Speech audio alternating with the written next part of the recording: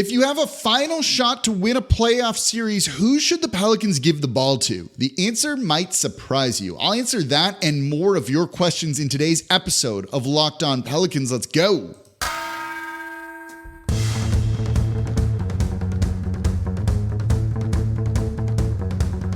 You are Locked On Pelicans, your daily New Orleans Pelicans podcast, part of the Locked On Podcast Network, your team every day.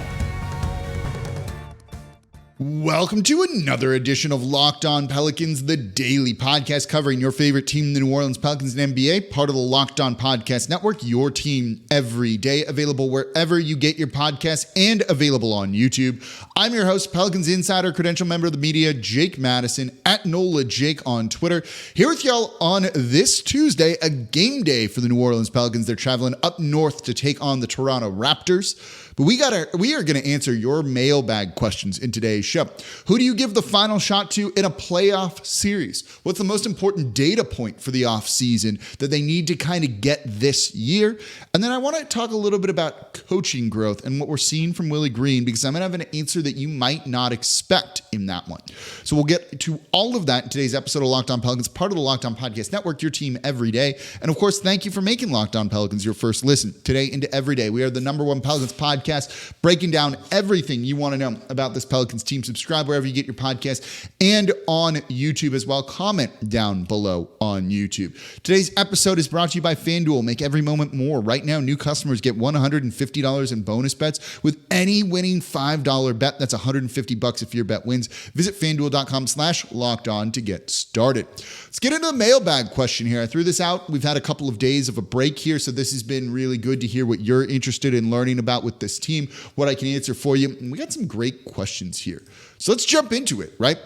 This one comes from Tedra Covington at Covington_Tedra, Tedra.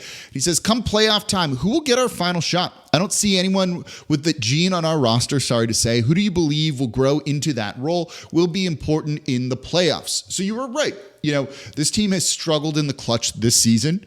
They've struggled kind of in the clutch the past couple of years. I'll say this, right? Even Kobe Bryant, even Michael Jordan, when you get into some of the data on like clutch statistics, making shots, all of those things, the guy gets better as the game gets closer. There isn't a lot of stuff that actually proves that. It's a lot of just kind of feeling eye test that isn't backed up by the numbers. So there's a bit of separation between those two things. Not that I'm saying I don't think it exists, but when you go like that dude was clutch, like, or did they just play more clutch games and have the opportunity to do some of that? Or how many did they miss that we just don't talk about, right? There's also that sort of thing. We kind of, look at the guys who make the shots and don't realize maybe they missed just as many times, right? How many game winning shots did Michael Jordan miss versus make? Same for Kobe and some of these other guys. So keep that in mind a little bit, right? We've also seen guys on the Pelicans deliver clutch wins. Zion earlier this year, we've seen it with Brandon Ingram in years past. So they're capable of doing that. But the postseason is different, and you're going to be defended differently, and it's ramped up a little bit. So what does it look like in a playoff series? Let's say it's just to win game 1 or even to win game 7. You're down 2. Let's not make it a 3 because that dramatically changes things, right? You're down 2 points or you're down 1 point. Doesn't matter. So either to tie and send it to overtime or to go and get the win. If you're head coach Willie Green, who are you drawing the play up for? Let me know what you think in the comments down below on YouTube or on Twitter at NOLA Jake. I think a lot of y'all are thinking I would say Zion Williamson here, but that's not the case. If it were a clutch shot you need in the playoffs, it's Brandon Ingram. And I'm not saying this because I don't think Zion is clutch or that I think Brandon Ingram is more clutch than him. It has nothing to do with that, to be perfectly honest. It's really just, we've seen how teams defend Zion Williamson, and when they throw bodies at him, it's tough. He's not going through contact the way that he has in the past. If it's a final shot like this, are they even going to give him a call if there is contact? I would say probably not, given how the season has gone. So you know that if you give Zion the ball, if Zion gets the ball to the top of the three-point line, 7 seconds or less, and the clock is like ticking down, you know what he's going to do, right? He's going to attack the basket, and you just wall him off, and you kind of hope for the best. And, not that that's a good strategy or that he wouldn't make it. You know what's happening, and you can kind of account for that accordingly and force Zion to kick it out, and, who knows what happens there. With Brandon Ingram, being a multi-level scorer, I think there's just more options there to keep the defense off balance and to keep them guessing and hope that they make a mistake.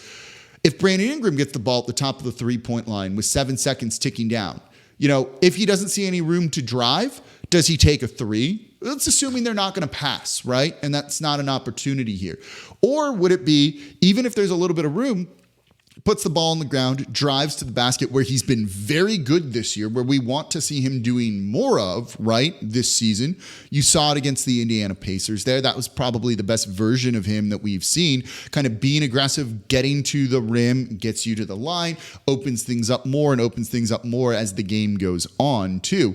So knowing that he is shooting incredibly well at the rim here, right? He is, where's the number here? Shooting 74.4% at the rim. That's higher than any other point than his career. So he's attacking the basket at a high level.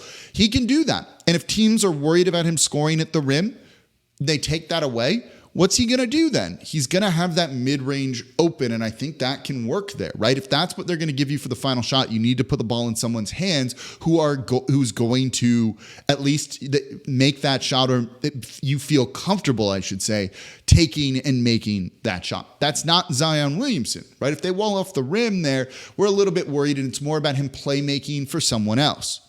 So if I had said CJ McCollum, I could say you start it with Zion and then he kicks it out to CJ. And I don't think that's a horrible option. You might trust Herb in a situation on a kick out like this as well. I don't think they would have another big man out there on the court. I think it would be Zion, Trey, Herb, BI, and CJ McCollum would likely be the lineup that you would see for a final shot type situation. Maybe Herb with how he's shooting would be a good one too, and he can inbound the ball for you as well. But it's BI who, if there's a mid-range option, if that's what the defense is going to give you, and it likely would be that, you feel comfortable with that. I don't think that's exactly the shot you'd like. You'd like a shot at the rim, certainly a higher percentage shot. Brandon Ingram from 3 to 10 feet is shooting 44.7% this season. So you have an under 50% chance of him making that shot. That would worry me a little bit, right? That's not something that I would feel great about. 10 to 16 feet, he's 51.8%. So it's slightly above, let's round up, call it 52%, slightly above that. 16 feet to three-point range, you don't want that. That's 45.5%. That's probably one of the worst shots you could take. But if that's what the defense is going to give you, you take that, but you do that by creating space so it's a more wide open shot than a contested mid-range shot, or something along those lines. CJ as a kick-out option is good. So is Herb Jones, I think. But again, that's not what we're trying to look at here. I would design a play for Brandon Ingram for him to probably isolate, drive, and try and attack the basket that way with some off-ball movement with options open for him as well. And I would also make it look like you run a pick and roll with Zion to see if he can draw two defenders, right? To see if you can create a little bit more space for him and get them sagging off so that you can get Brandon Ingram very comfortably into one of the mid-range spots that he wants. That's the final shot that I would use, what I would look for here, and I think gives the Pelicans the best chance of winning a game, assuming they're not going to let Zion score at the rim and they're going to throw three bodies there. So it forces something else, and no, that's not exactly what I want to see. So it would be Brandon Ingram that I give the ball to for the final shot of the game. Do you agree? Do you disagree? Let me know in the comments down below on YouTube. So we've talked a lot about data points this season, gathering data to make moves this offseason. Got another question for you. What's the most important data point for this offseason? This kind of ties into the next two things that we're going to talk about here, so it gets into the coaching too. Make sure you stay tuned. Coming up next here on today's episode of Locked On Pelicans. Today's episode of Locked On Pelicans is brought to us by our sponsor, BetterHelp. Sometimes we all need the opportunity to get something off of our chest. Big or small, certain things can really start to get to you, and it's important to let that out, especially to someone who's unbiased in your life. So today, I want to say how I really feel about something. You might even be thinking the same thing this week. I'm not going to complain about the street flooding in New Orleans. That's just something we have to deal with living here. The Pelicans are 11 games above 500 when I record this, 36-25. That's a good record. They should be getting more kind of press publicity. We should be more excited about a team winning games on pace for the 5th seed in the Western Conference and a top 4 season in franchise history. And for whatever reason, myself included at times, we're not. We got to enjoy this moment a little bit more, I think, than we truly are. So therapy can be different for everyone. Most of us have bigger problems than our favorite sports team, and it's important to get things off of your chest every once in a while. So if you're thinking of starting therapy, give BetterHelp a try. It's entirely online, designed to be flexible and suited to your schedule. Visit BetterHelp.com/LockedOnNBA to get 10% off your first month. That's BetterHelp, HELP.com/LockedOnNBA. And thank you for making Locked On Pelicans your first listen today and every day. We are here Monday through Friday, the #1 Pelicans podcast, breaking down everything you want to know about this Pelicans team. Subscribe wherever you get your podcasts and on YouTube. Become an everydayer. Listen Monday through Friday to Locked On Pelicans. We cover it all and give you everything you want to know really quickly, too. Get a friend listening to Locked On Pelicans as well. Stretch run of the year, 21 more games. It's going to be a lot of fun. For your second listen today, check out our national stream. Locked On has launched the first ever national sports 24/7 streaming channel on YouTube, and it's now available on Amazon Fire TV and the free Fire TV channels app. Locked On Sports Today is here for you 24/7, covering the top sports stories of the day with the local experts of Locked On, plus our national shows covering every league. Find Locked On Sports Today now available on the free Fire TV channels app. It's also just on like YouTube too, running 24/7. It's awesome. I keep it on in the background during the day.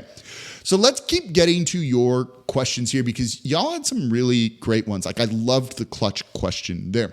This one comes from Brett at GoGo Ingram. And he says, front office has been gathering data all year. Which data point do you think will be most impactful to their offseason decision-making process? This is a great question as well. I've talked a lot about data and gathering, right? A lot of y'all are probably like, shut up, nerd, something along those lines. But it's important, right? And that's how front offices operate. They're going to gather a lot of data, then they kind of analyze that data, try and make sense of it, and it informs on what your next steps are going to be. It informs trades. It informs the draft, right? The salary cap's a big part of that too. All of these things. The Pelicans are in a unique position where it's tough to evaluate this team, and they haven't had years of the data they'd like, right? There's one playoff experience to show for this, and Zion Williamson didn't play in that. And this is also going to tie into something that I'm going to talk about in the next segment when we talk about coaching growth, Willie Green, changes or lack thereof at times that he's made this season. This is really, really important. Stay tuned for that in the next segment here. So you could say it's the center position, right? Like, how's Jonas Valanciunas looking in the playoffs?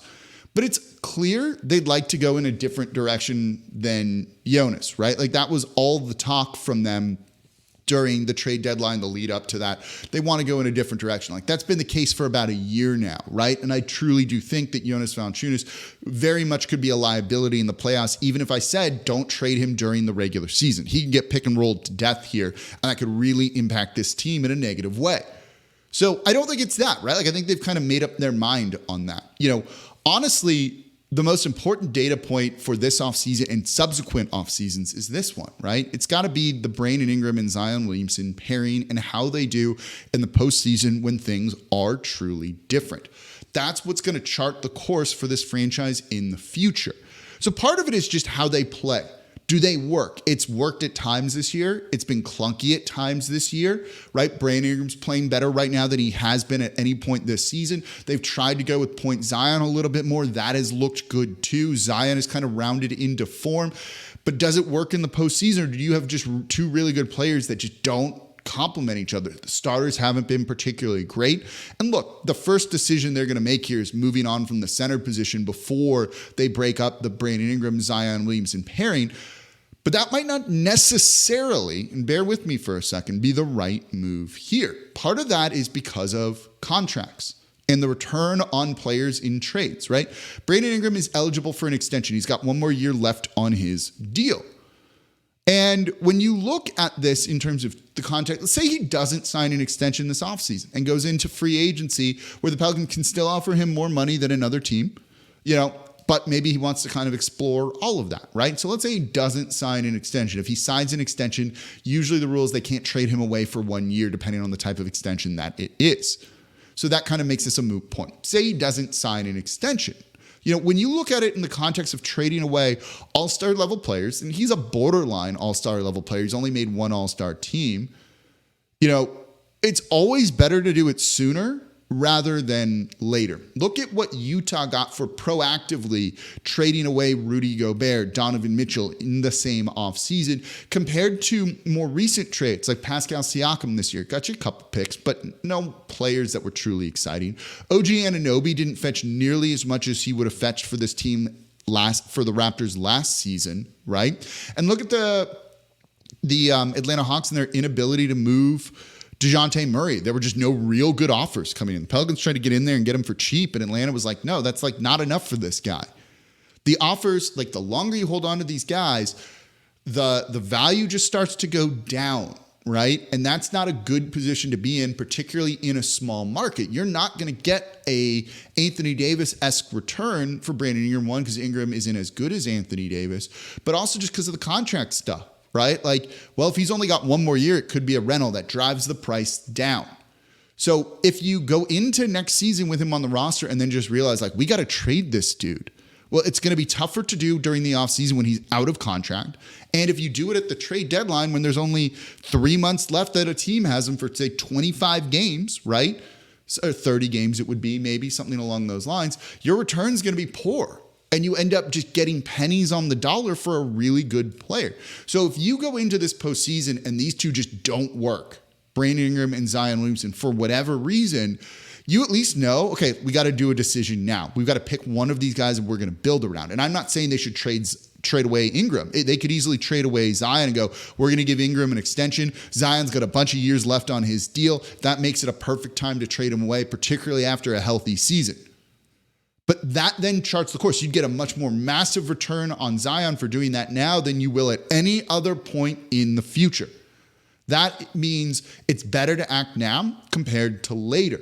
So if you go in and the team gets swept in 4 games, they're not even close in any of them because Zion and BI just don't work. Go in a different direction and try and maximize your return on one of these players, one of them, whichever one. We can debate that in the offseason, right? Because things only get worse from here on out if you know they don't work. I think it's better to make a decision and go down that road than it would be to, let's try and fix the center position, which will help. But that's not necessarily going to win you a playoff series if your 2-star players aren't clicking and aren't able to make it work in a postseason environment. Yes, Jared Allen on this team would make them better in the postseason than Jonas Valanciunas, but it doesn't mean you're going to win a series if Zion and Brandon Ingram just can't coexist and the spacing isn't there and it's all mucked up and neither can score. That's going to be a problem. So it's better to make that decision sooner rather than later. The playoffs will tell us this. I think we'll get a much better idea in the postseason, seeing how they do and being able to get some more data points to kind of evaluate all of that. Right? That's why I think making the postseason is imperative for this team. Getting bounced out in the play-in tournament says, well, we don't get to see him in a postseason environment. That might just have been a fluke.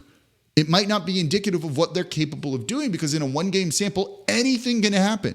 But over a 7-game series, 4-game series, you at least get a little bit more consistency. It's why I really liked the Indiana Pacers games being back-to-back, right? We can kind of compare apples to apples in that. Look at how they played in the first game versus how they played in the second game, and you can see the changes and why those things happen really easily.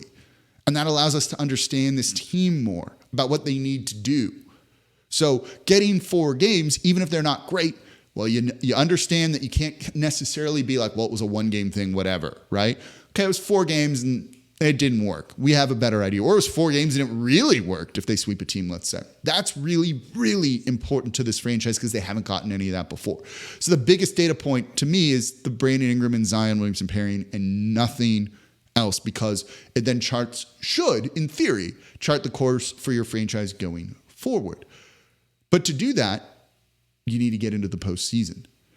That ties to coaching in a way that I've talked about on the show before, but I want to talk about again. That's coming up here next in today's episode of Locked On Pelicans. Right now, though, I'm excited to tell you about FanDuel because you can get buckets with your first bet on FanDuel, America's #1 sportsbook. Right now, new customers get $150 in bonus bets with any winning $5 bet. That's $150 if your bet wins. That's free money they're giving you there.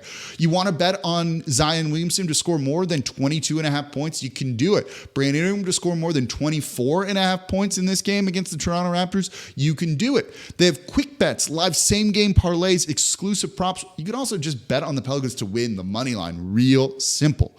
So just visit FanDuel.com/locked-on and shoot your shot. Again, that's $150 in bonus bets with any winning $5 bet. FanDuel, official sportsbook partner of the NBA and the official sportsbook of Locked On. And thank you for making Locked On Pelicans your first listen. Today and every day, we're here Monday through Friday, the #1 Pelicans podcast, breaking down everything you want to know about this team. Today, we are answering your questions, a mailbag episode. We had some really great ones sent in. We might be using more of these. A lot of y'all were like, what's the favorite opponent for the Pelicans in the first round? We can't pick the Sacramento Kings. We'll get into that as we get a little bit closer to the playoffs, because I think that's an interesting question too. And I kind of posed that to y'all on Friday's show. But I want to answer a question here in a moment about coaching and growth, because Willie Green has been the center of a lot of discussion this season. And I think it's worth pointing something out, and it ties to what we just talked about in the last segment. So I think this is super important. For your second listen today, though, go check out Locked On Saints. Host Ross Jackson making all sense of everything black and gold, but also Marshawn Lattimore trade rumors. What would the return be? Is that a move that the Saints should do? Ross Jackson's breaking down everything you want to know over the Locked On Saints podcast. Okay, this one comes from Pels and Saints fan, great, at Saints Pels 1, very simple. He goes, this person goes, how much do you think growth plays a role in coaching? I hear people screaming for Willie's head, but I feel like, as with players, sometimes they need time and patience might be practical. I agree with that statement. I agree very much with that statement. Growth, as much as we'd like it to be linear with players, where it's just, okay, you were here this year, next year you're this, next year you're this, basically a straight line shooting up, doesn't always work that way, right? Look at a guy like Kobe White and how many years it took him to kind of figure it out. Same for Tyrese Maxey and some of these other players. Sometimes it can be a little bit up and down, and then they take off when something clicks or the right situation arises. I think the same thing is with coaches.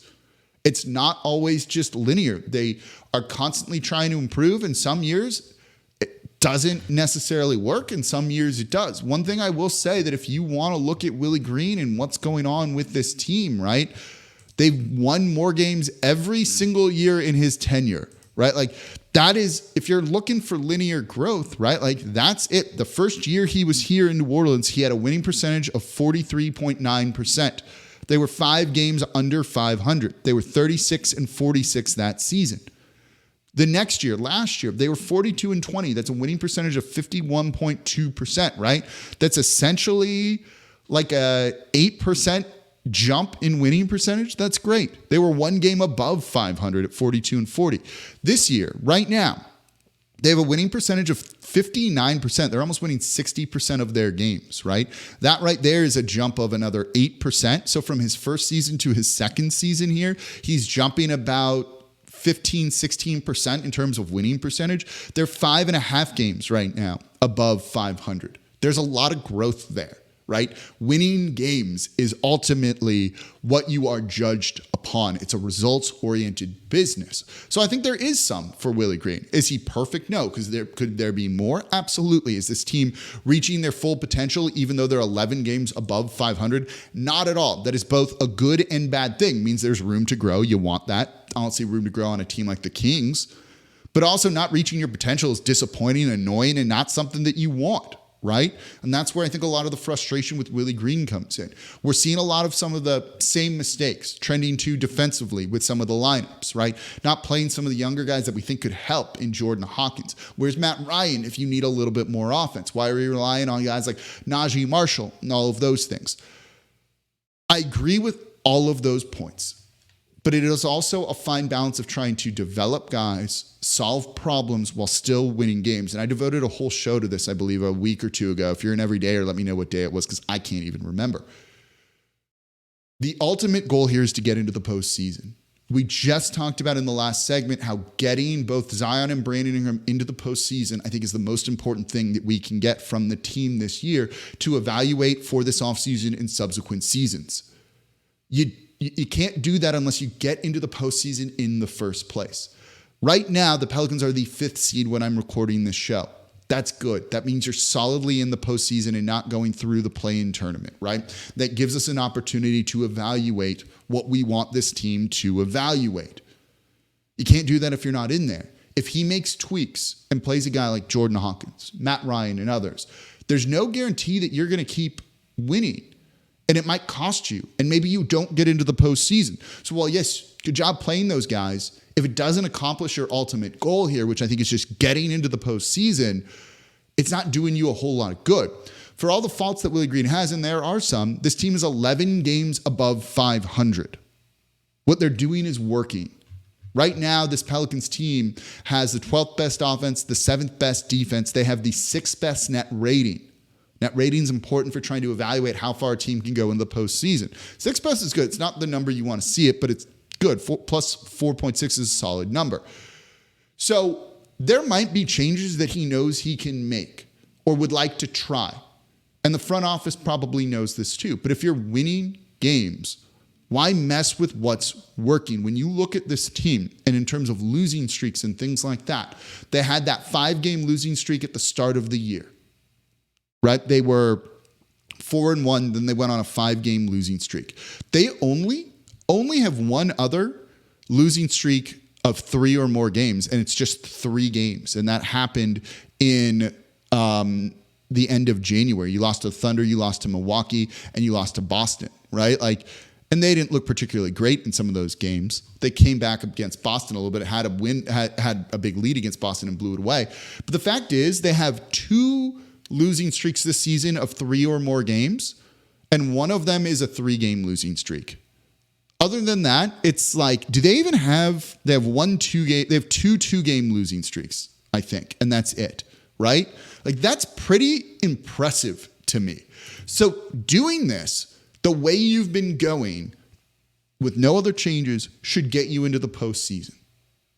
There you can tweak things up big time and make more changes in a playoff series that you really want to see that you think will work. But right now, maybe don't mess with success so much. So I don't think it's so much that Willie Green isn't growing as a coach or making some of the changes that we want. I think he knows there are changes to be made. I told you that quote from the first quarter to the second quarter in between that, in that first Indiana game where he was talking about, yeah, it wasn't that our defense was bad and gave up 40 plus points. It was that our offense was bad and that killed our defense.